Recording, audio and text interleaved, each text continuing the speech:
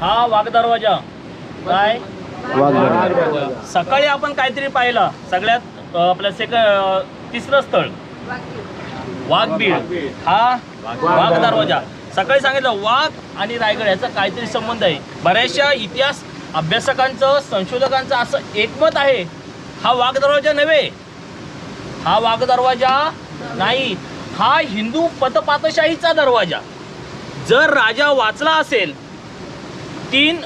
25 मार्च 1689 इनायत खान त्यांनी रायगडाला वेढा दिला आणि त्याच्यानंतर 3 नोव्हेंबर 1689ला रायगड मुघलांच्या हाती सुपूर्द करण्यात आला. पण त्या अगोदर रायगडावरून छत्रपती असलेले राजाराम महाराज आणि त्यांच्याबरोबर काही मुत्सद्दी लोक या वाघ दरवाजातून एका डालग्यात बसून, एक मेढ असते, मेढ या कोकणामध्ये मेढ सगळ्यांना माहिती आहे, एक व्ही आकाराची आहे, त्याच्यावर एक रस्सी बांधली गेली दोरी, त्याच्यावर खाली एक डालगा म्हणजे एक पाळणा बांधला गेला आणि मग तो रोप सावकाश सोडायचा. इथून खाली उतरले, जो पहिला फॉल आहे तिथे, इथून उतरल्यानंतर राईट मारायचं आणि काळकाई खिंडीमध्ये निघायचं. कोटल्याच्या डोंगराच्या समोर कोटल्याच्या तिथून काळकाई खिंडीमध्ये उतरलं की सरळ तो वाट जाते, वाघोली खिंड पलटी मारायची की प्रतापगडाकडे चालली ती वाट.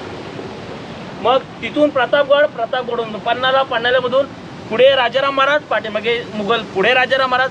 आणि तो प्रवास जिंजीपर्यंतचा जो प्रवास आहे अप्रतिम असा प्रवास आहे. पाठलाग काय असतो हे तिथं कळतं आपल्याला.